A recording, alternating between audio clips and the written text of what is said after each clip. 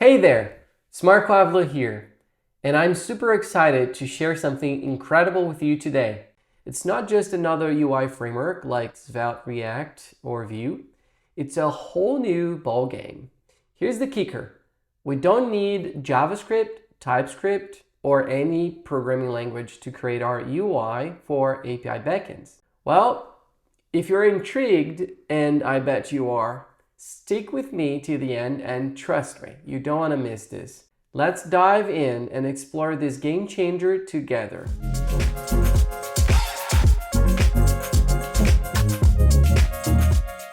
Working with frameworks like React, Vue, and Svelte can be powerful, but they often come with a steep learning curve and involve a lot of boilerplate code. And not counting that they don't come with a UI library out of the box. And this just doesn't look right for me. Currently, what takes more time to build a web app is not API anymore, but the UI. This complexity can slow down your projects, especially when you just need to get things up and running quickly.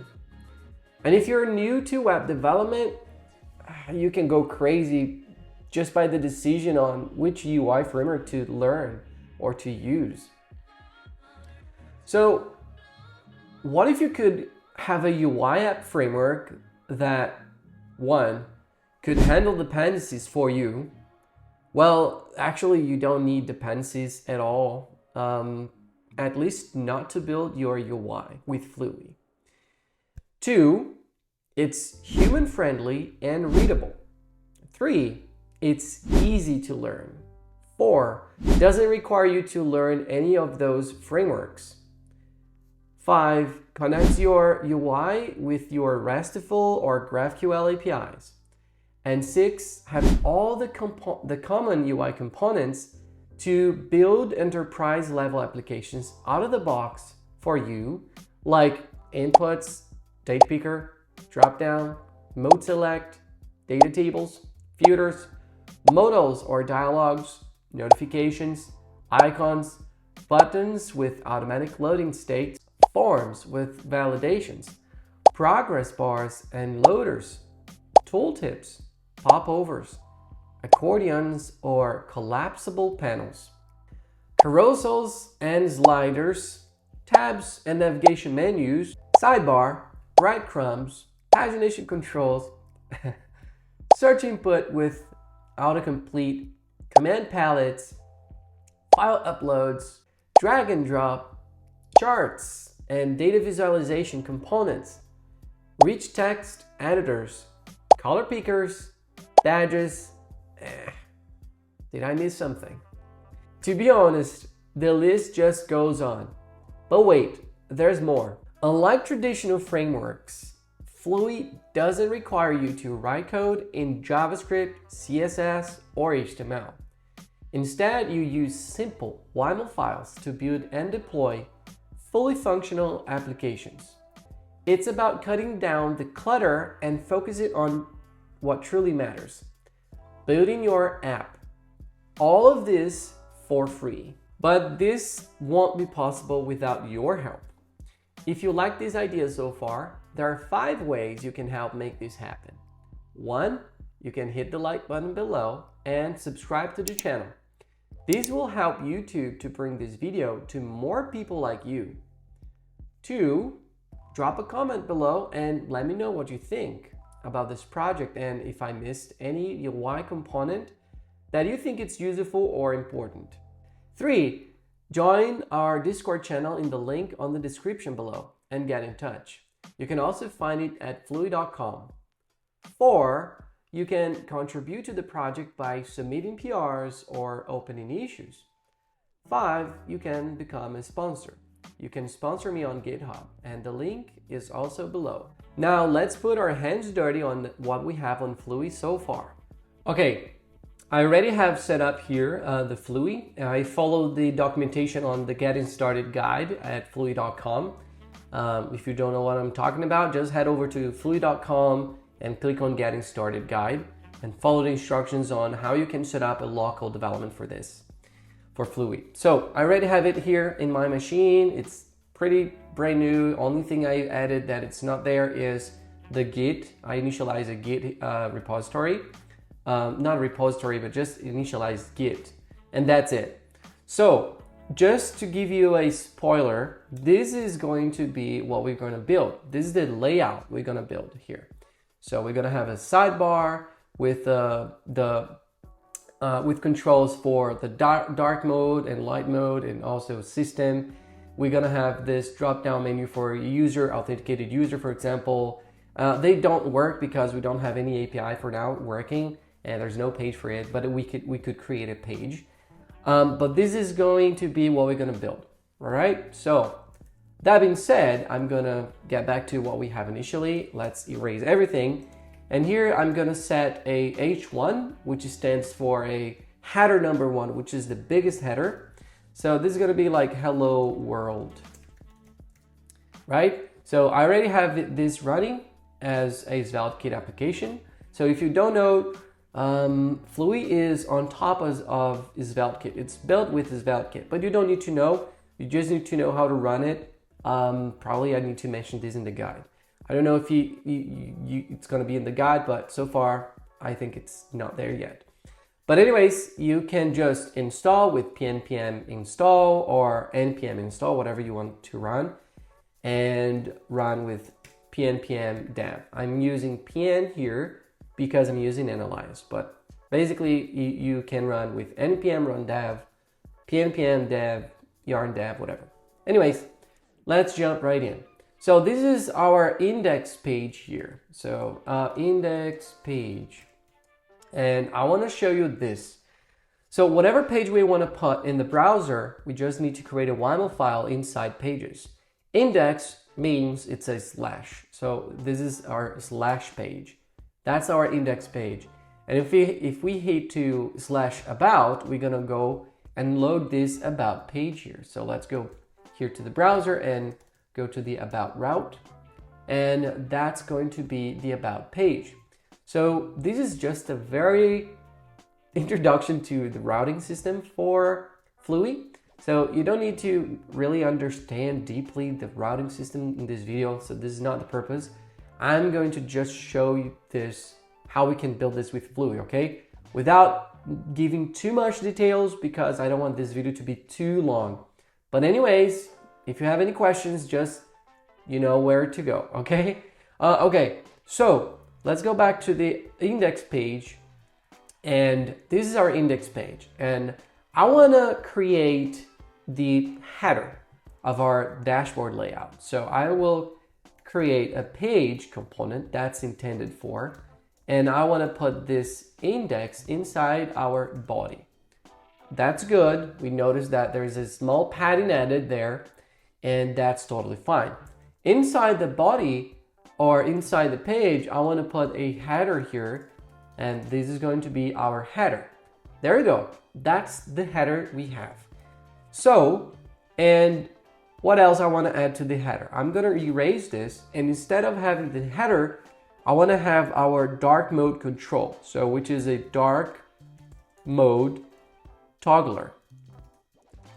We can rename this to control if you think it's better. But anyways, that's what we called. We are calling dark mode toggler, and that's it.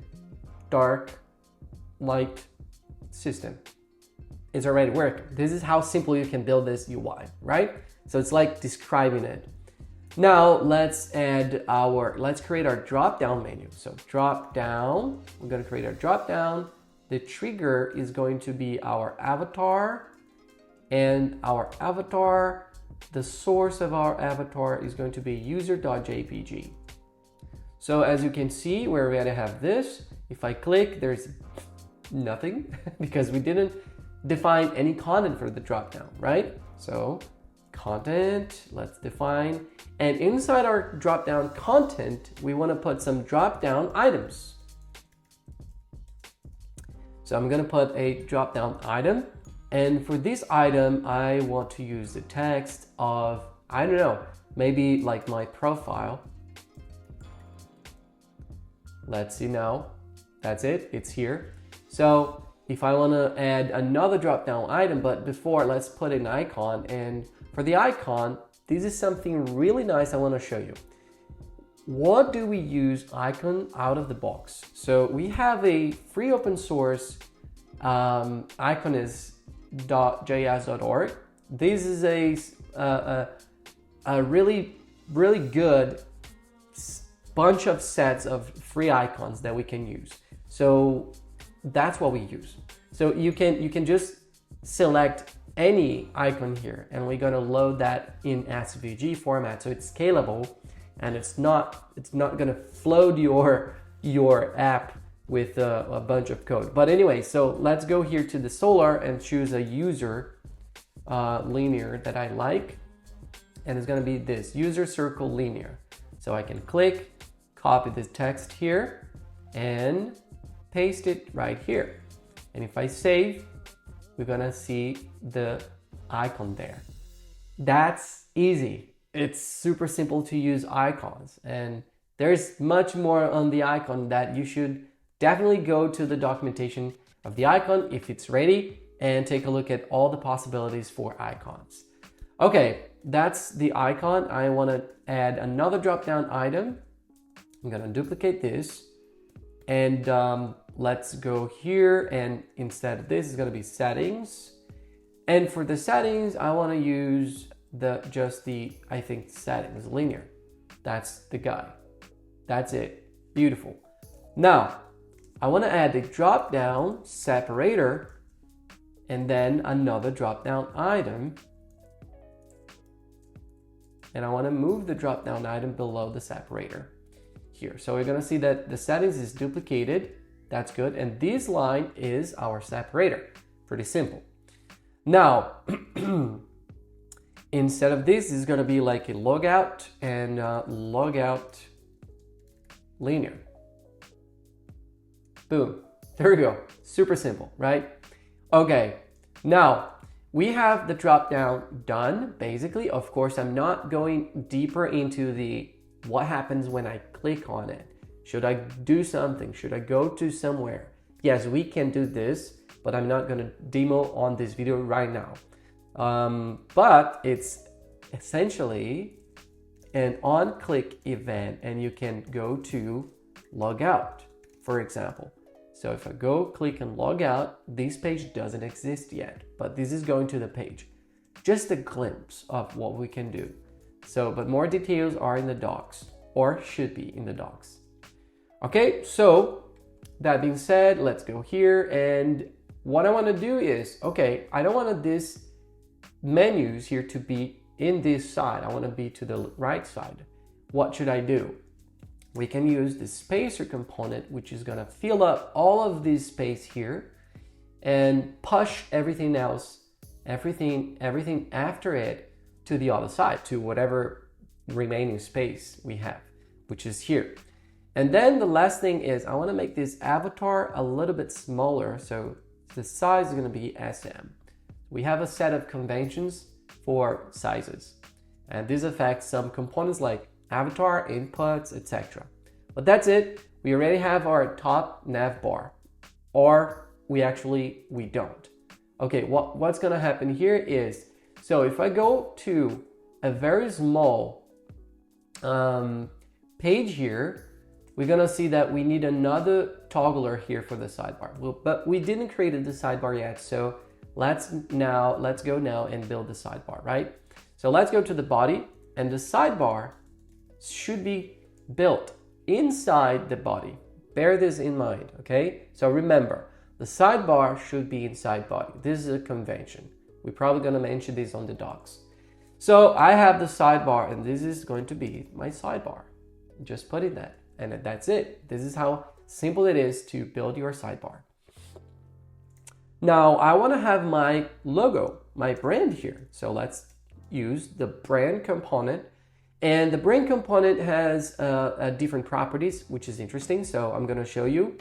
So for the light mode of the brand, I want to use the Fluwy logo black.svg file. And you're going to see that it's using the correct one. And for the dark one, I want to use the Fluwy logo white SVG file. So if I toggle now to the dark, it's going to use the correct dark mode of the brand. So bear this in mind. Whenever you're gonna build your brand for a dark and light mode, you should usually have two different formats or two different files, right? So, and you can easily define your brand with this guy. And let's say we need something there, a style. We can add classes here and use Tailwind classes to customize the appearance of a specific component. So all components basically, they have this class property where you can customize using Tailwind classes. It's super nice, and you're gonna see it in action very soon. But for now, I'm gonna skip this and we're gonna return this later. Now, excuse me. Now, what we can do to create a navigation menu. So I wanna create a menu item. And where the text is gonna be, I don't know, my menu item. That's the text, right? And the URL for this one is slash. Oh, wait a second. I'm gonna remove slash. So, and I'm gonna hover over it, and it's hoverable, but it's not, doesn't change the cursor. So if I put the URL, and the URL is the index itself, basically. So it is already highlighted, which means this is our current URL. Nice, that's interesting. Is it possible to put an icon? Yes, we can define an icon and we can use solar app. I don't know what kind of icon we can use. Let's go back here. So let's think of, I think it's home linear. Let's use this smile here. I like this smile, so let's paste. And there we go. We have this menu item, navigatable now. It's the active state is already there. That's good. Hey Marco, can I customize the active state? Yes, you can. And should be per component? No. We're gonna have a themes layout, but this is gonna be another video for sure, but we can do that. But just to give you a glimpse of this, we're gonna change the color palette for this actually, because it's using the default one, which is blue. But I'm gonna change this to use a different theme. So I'm gonna define the theme and use the default that comes with this template.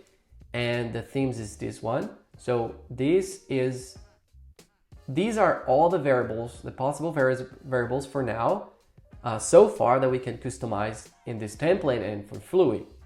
So, and this template, this theme actually comes with a different primary color.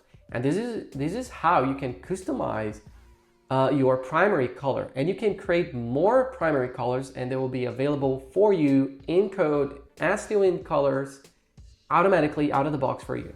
So it's super cool.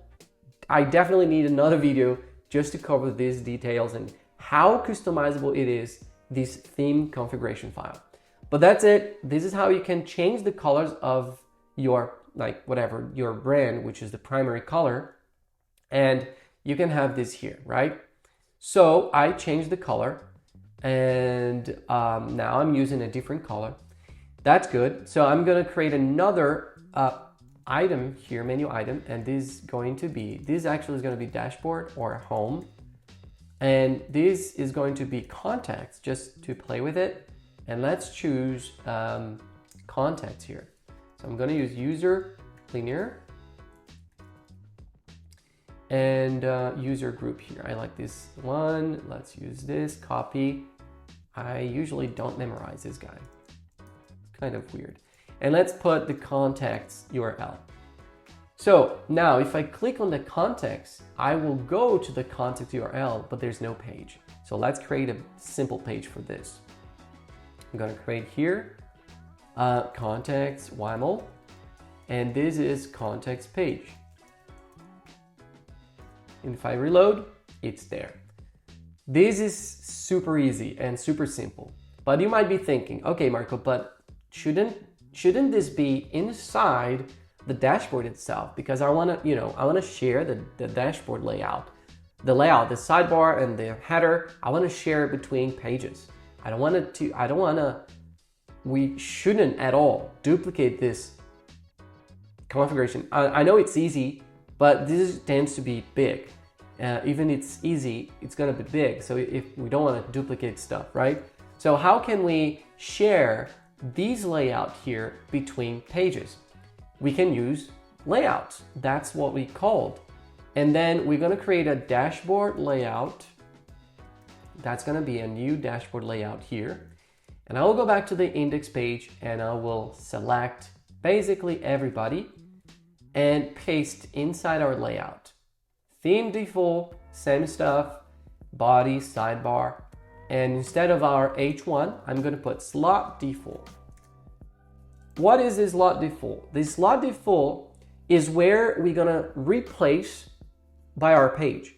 So we're basically going to read our page and replace here in this slot default. That's what we do. And you might be thinking as well, what is this thing? Why do we need this? So this is a convention for Fluwy. In a YML file, this means this is one document and this is another document. So this is a document separator. But in Fluwy, we are calling this guy as meta, which is everything that you put in the top is a metadata or a meta information of that particular page. So that's saying we have some specific properties available for meta configuration, and theme is one of them. And another one you're gonna see today is the layout meta. So let's go. We created our dashboard layout with the default theme, and this is the structure of it, and we have this slot default. Pretty good. Now let's go to our index. So instead of having the theme here, I'm gonna change this to layout and use the dashboard layout. So if we go back to the index, we're gonna see the indexes here with kind of very weird stuff. Because we are inheriting the layout of the dashboard, but we are also pasting the page stuff. So at the end, we can just summarize our index page like this. And then we can go back to our context page and do the same. Layout, dashboard, and if we navigate to context, we're gonna see this here. Pretty simple and beautiful. Now, there is another thing here. So sometimes in our dashboard layout, or in our layout in general, we don't want to have the header above the sidebar. Sometimes we want the header inside the main content and the sidebar occupying the whole thing. It's optional, you can do that. Right here, we put the header above the body, but we can also put the header inside the body. And if we do that and save, we're gonna see that the sidebar now is in the whole left and the header here is inside the main content of the body. So that's interesting. This is one way to do. This is how easy it is for you to customize your layout, change things, and explore stuff. Right? So this is basically almost done. We have just one more component that I want to show, which is the menu group. So the menu group accepts a header instead of text. Maybe I should change it to text because it's more intuitive. But anyways, for now, up to this recording is header.